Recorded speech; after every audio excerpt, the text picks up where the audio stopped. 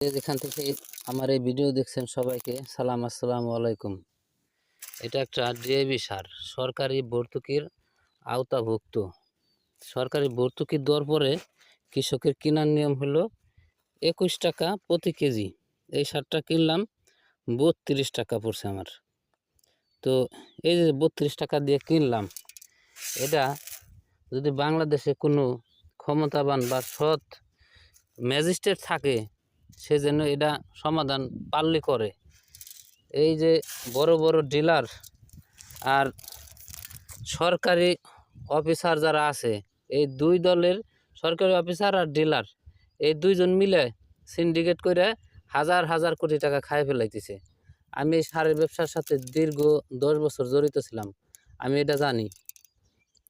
বড় ডিলার আর অফিসাররা এই কারসাজি করে।